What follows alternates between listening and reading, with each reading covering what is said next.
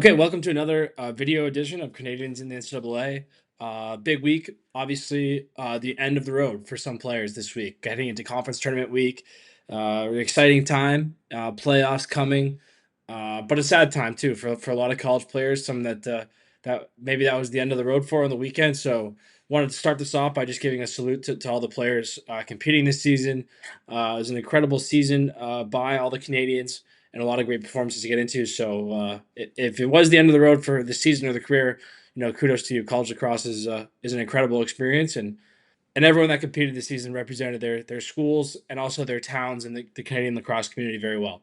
So the biggest performance of this week was from Lauren Black from New Westminster, British Columbia. She plays at Denver University. She had 5 goals and 3 assists. That earned her Conference Player of the Week honors. That was a big win for them over Yale. And if you're looking towards the conference tournaments, they play at Villanova, or they play against Villanova rather, this week. Blacks had an incredible season, and obviously just a huge way to finish it out. The next biggest game came from Milana Zizakovic from Calgary. She plays at Towson. 4 goals and 2 assists for her for the Tigers in their game against Elon. Looks like it might be the end of the road for the Tigers, but another incredible season for Milana, one of the many Albertans playing very well this year, especially on the women's side. Eve Hritzuk, speaking of Albertans, she's from Sherwood Park and she plays for the Colorado Buffaloes. A big week for her, 4 goals across their 2 contests. They last played against Oregon. They are headed to their conference tournament. The Pac 12 tournament will be in Los Angeles, and fans can look for a lot of great action coming from there. Jillian Goldie from UMass Lowell. She's from Owen Sound, Ontario. 3 goals and 1 assist for her in her contest. That was in a game against Vermont. She's been one of the leading scorers really for amongst Canadians all season. Another good effort for her. And then Kylie Dobson came in next. She was from Oshawa, Ontario, and she's one of a few Canadians playing for Louisville. Unfortunately, it's the end of the road for Louisville. They came up against a stacked Syracuse team in the ACC, eventual ACC runner-up Syracuse. I'm not sure fans on the men's side realize how deep the quality of the competition is on the ACC women's side. It's similar to the men's side with the top end teams, but you add Boston College, Louisville, and other teams in there that are just dominant. So a very tough conference to compete in. But Louisville's Canadian contingent competed very, very well all season. Joining her teammate, Eve Hritzuk, was Emily Dodd from Colorado as well. She also had a big week with 4 points across their 2 games, again against Oregon. And again, look for them playing in the Pac 12. Tegan Ing from Richmond, British Columbia. She plays at Arizona State. A huge one for her. 3 goals, 1 assist against UC Davis and Arizona State, also heading to the Pac 12 tournament. And then Abby Hiltz of St. Bonaventure rounded out the 4 point scorers this week. She had an even performance, 2-2 in their contest against VCU. Flipping over to the men's side, a number of great performances this week. Leading the way rather, was Graydon Hogg of Oshawa, Ontario at U Albany. Yeah, he's a midfielder. Had a huge week, 5 goals and 2 assists in their game against Binghamton, which secured the regular season conference championship for U Albany. They'll host the America East Championship this week, and they play Merrimack this week. There obviously was an extremely unfortunate incident in a game between Merrimack and Albany just 2 weeks ago, and those teams will now see each other again. Adam Poitras, also of Whitby, had a big one, 4 goals, 2 assists against Army. They will play Navy now tomorrow in the Patriot League tournament. Always a battle, and with a very strong Army team, a potential for a bid stealer there. Army maybe not has the chance to get an at-large bid, but teams around the country will just want to see Army win out. Loyola and Poitras have a chance to spoil that. Obviously, the AQ on the line there. Braden Maya continued his ridiculous season, 3 goals and an assist in their win over UMass. They now play Richmond in the conference tournament. Important result between Richmond and St. Joe's, which we'll talk about, that pits High Point against the Spiders. Jack Parolin of Mercer. I don't think we've talked about him much this year, but a huge performance in the final game for Mercer against Lindenwood. The senior from Toronto had 3 goals and 1 assist to lead the way there for the Bears. It appears that it is the end of the road for the Bears this season, but a strong season from Parolin. Max Frateroli, one of several Canadians having big years at Vermont, along with teammate Brock Haley, a hat trick as well for him, along with an assist in their win over UMBC. They will now play UMBC again in the America East tournament this week. Again, a lot of great conference tournament matchups. A fun time of year to be a lacrosse fan. Jack Boy of NJIT, they finished out, a very, very strong season for them. Finished the season, I believe, at 8-6. Bowie and teammate Arthur Miller really were leading the way all year. Bowie hails from Victoria, British Columbia. Again, 3 goals and 1 assist, similar to some of the other players we've been talking about here. And that was in a season-ending victory for UMass Lowell. They won't make the conference tournament, but still a remarkable season for NJIT.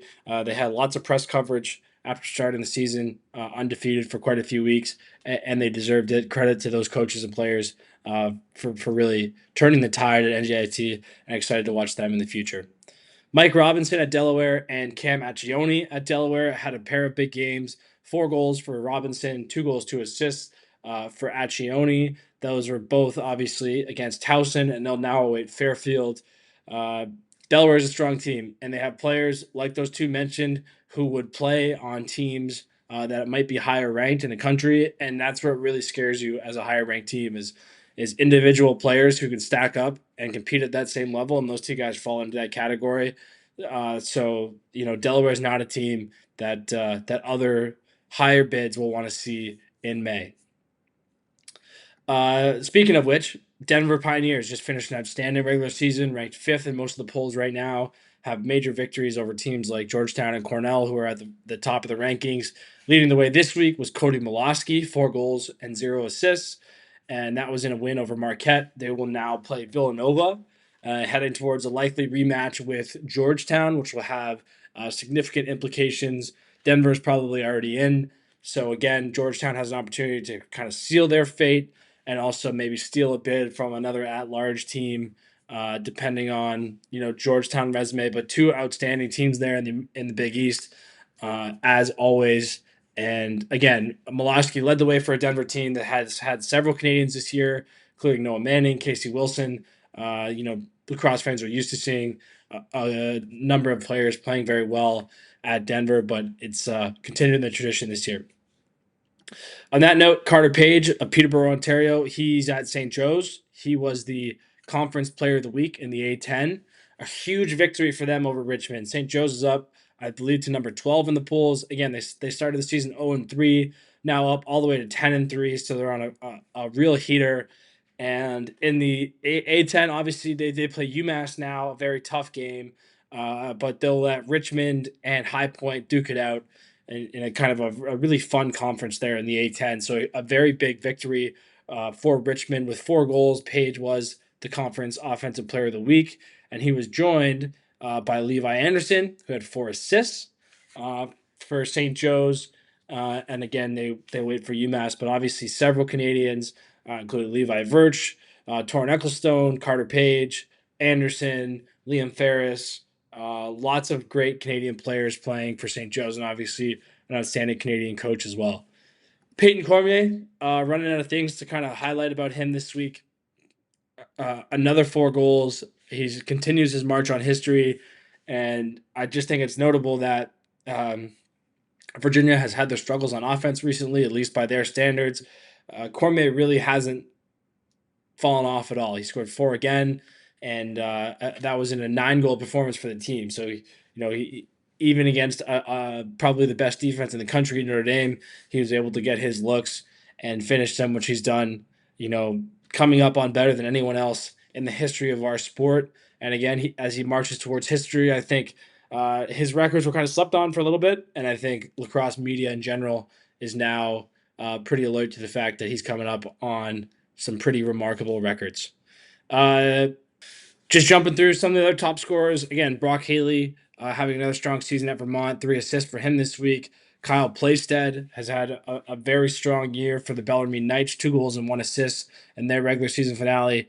Noah Armitage of New Westminster, a nice season over at Stony Brook, 2 goals and 1 assist this week. And then a number of guys with 2 points. Silas Richmond at UAlbany from Delta, BC. Taylor Dooley, another Canadian at Mercer. He's from Lindsay, Ontario. Dyson Williams had a goal and an assist, steady as ever down at Duke.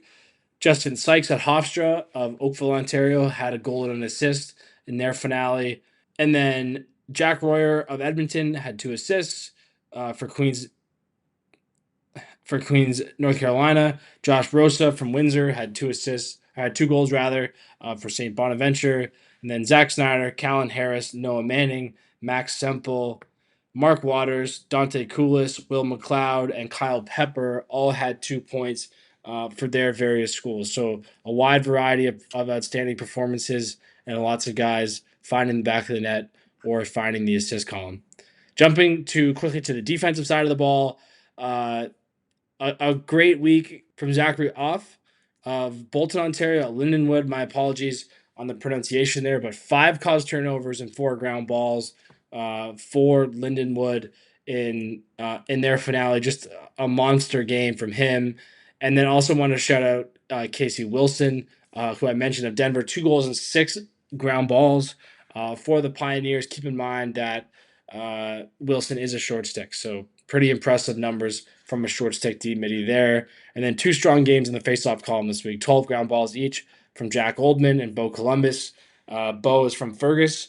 Jack Oldman is from Pickering, Ontario. 2 outstanding performances from them in their contest. I know specifically Oldman, I think, has been taking more and more faceoffs as the year has gone on, and Columbus has been pretty steady, but we're still waiting on the development of more faceoff guys similar to goaltenders.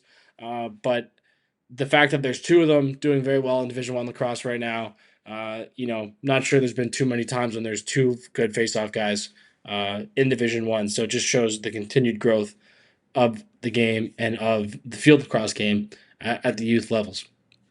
Like I said, lots of great games going on this week. We'll have coverage all week long from Lacrosse Culture Daily.